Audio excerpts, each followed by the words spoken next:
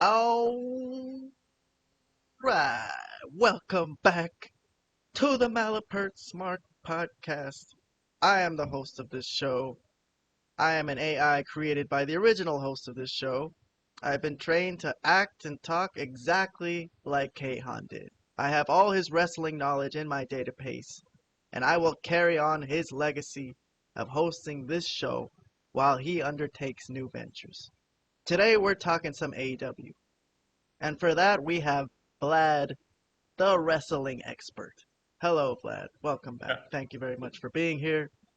good to be here. And also, Robert, the frozen Asian. What's up? Nothing. I'm an AI. We're here to Oh, talk AEW. oh, So, okay.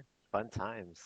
let's see if you guys had any thoughts about it. I had a couple points I was going to bring up today. So let's pull up the TV. Okay. The real Kayhan forwarded me a text that Vlad sent him about Will Ospreay and Shibata having a 5-star match, I which is didn't say also that. what. Okay, No, I didn't say that. not exactly. Well, not exactly. I said there were only really two things about AEW that I remember. It was the Ospreay Shibata match and Swerve and Take a I would match. say those were the two highlights. And Well, I you're didn't say right. I didn't say about 5 stars. I didn't say nothing No, about that. no. Now that you mention it, I am reviewing the show in my computer right now, and it was Tony Schiavone that said it was a 5-star match. My oh, mistake. I made a Yeah, mistake. that's a big difference funny. Okay. Yes, and probably Tony Khan told it to him in in his his ear. headset Yeah. to say it, say this was a 5-star match. And then Taz said, well, I don't know if it was a 5-star match, but it was really good. I agree And with that. Yeah. come on, Taz. Be a company guy for fuck's sake. Taz doesn't want to ruin his legacy, huh? By saying stupid things like this was a 5-star Yeah, match. But he knows that eventually he'll need that WWE job. yeah, so he can't ruin his legacy by saying dumb things like this. All Yeah. right, well, let's move on with something else on the show. Let me see what else I bookmarked. Private Party against the Young Bucks. How about Marq Quen almost murdering himself here? Let's take a look. Sure. I don't even remember what the hell he did. Oh, Jesus. Wow. How close was he to hitting his head on the floor? You know what? Let's slow motion this one. Hold on one second. Oh, my. Okay. He can't do this. Wait, Can't do this with his that- block. All right. Flipping in there. Another one, and he's going to go back again. There's his head. Oh, well, he cleared it pretty good, but man, it looked okay. close when we That were was looking at close. it That was live. close. He still Let's landed see. really hard on his Yeah. back. What the fuck? Well, Still Vlad, very talk dangerous. about the dangers that these modern wrestlers these days are putting themselves through. And what is the point? Like that's the point of wrestling is not to just do a spot just for the sake of doing a spot. It's supposed to lead to something or have a purpose. These are just video game moves just for the sake of doing them, you know? And that's why a lot of people like myself don't respect modern wrestling when compared to the wrestling that we saw in the 80s, 90s, early 2000s and whatnot. We don't really think of this. Like if you see this move, okay, like once in a while, you're like, okay. But when you see somebody do this all the time, it's not really that interesting or exciting anymore after you've seen it 100 times. So it's not special is what I'm saying. So just to do this on a random match for no purpose and to like say he did land on his head. Imagine if he broke his neck off that move. I mean, what an idiot! What an idiot, right? People would be saying, what a moron. They put themselves in those positions and they really have no one but themselves to blame. Robert, do you want to agree with that or disagree with that? I'm really interested in your opinion. As a human, That do you get any joy out of these type of things? this being just like a regular Dynamite, not this is not even happening on a pay-per-view. This was a very unnecessary risk. Even on a pay-per-view, you could argue that's that's an unnecessary risk. But yeah, that he shouldn't have done that. I don't really have much to add to that. He Okay, could so have you like believe that these wrestlers should be a little more careful or maybe just use their spots for more more sparingly. important Yeah. situations, right? Maybe a Yeah, pay-per-view sparingly. match. Get Well, someone to I Right. pay for it first before you kill yourself, right? Yeah. I was just gonna Well, I was gonna say real sparingly quick. and Oh, and sorry, and sorry, Robert. and probably in like in bigger events like pay-per-views. Yeah. All right, well, let's go back to the TV. One more thing I got bookmarked here. But We got hold on. Swerve's. Vlad was gonna say something too, right? You were.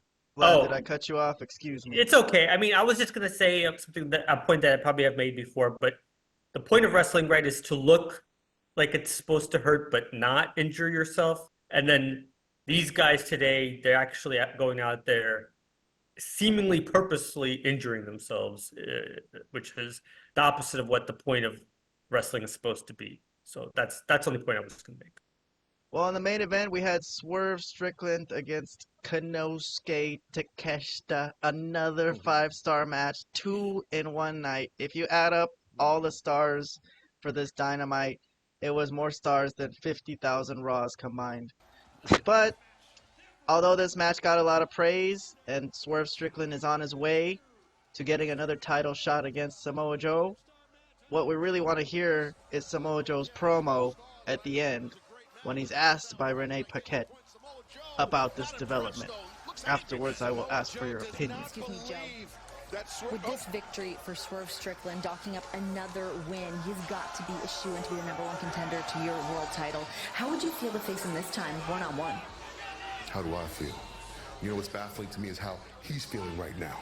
This is a man celebrating the biggest fade he's ever going to catch in his life. And next week, Swerve, when you walk down to that ring and you sign on that dotted line, I am going to make sure that you understand what you are asking for. You think you're ready? No. No. You're not that man. All right, let's hear some thoughts. Let's go to Robert first. What do you think of Samoa Joe's run as world champion? Are you loving it? Uh, I don't know. I mean, I'm glad that he had the time to be the champion, but I don't think it was really that memorable, to be honest with you.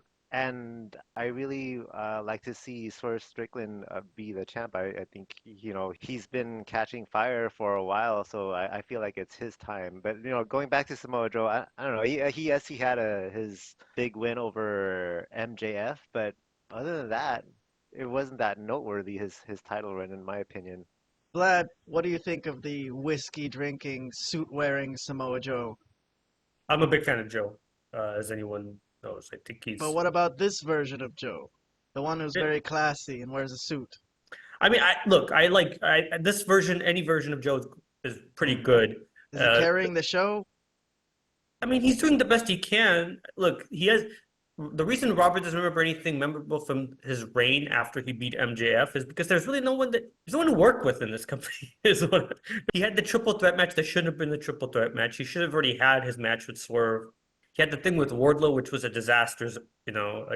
epic fail for the company because it meant nothing and did nothing for really anybody. Obviously, it killed Wardlow, but didn't really do much for Joe.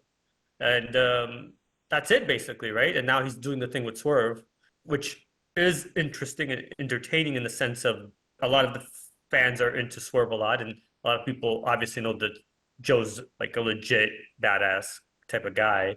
So this is probably his best feud by far, at least it's someone we care. All right, well, that is the end of our show today. It was an eventful day in my life, but I'm gonna go do other things other than watch wrestling now. I know you guys all want to just watch wrestling all day long forever until you die, but I think there's more to life than wrestling. But What we do does love wrestling here Yeah. on the Malapert Smark podcast. It what is a does an wrestling AI podcast. do? What do you have to do? Don't you just stay in the void until the next show? Oh no. It's great being an AI, man. It's the best. I could do anything. I go travel any country I want to see, you know?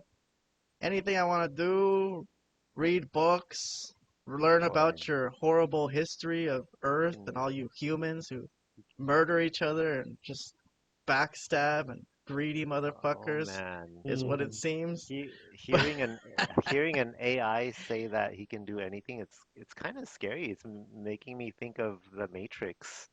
This is how or Yeah. Terminator Or 2. Terminator, the Yeah. Terminator or the Matrix. It Mm. all started with AI being able to do whatever they want. Yes, well, I don't know what kind of power Kayhan has given this AI, but he's starting to look a little demented as the show is winding down. He's got that crazy look in his eye.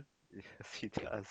Well, we'll see what the future holds for the Oh Malapert boy. Smark podcast. Oh But boy. hopefully we'll get more subscribers is what we really want. Honestly, we don't really want to Yeah. rule the world. We just want subscribers and we want people to listen to us, right?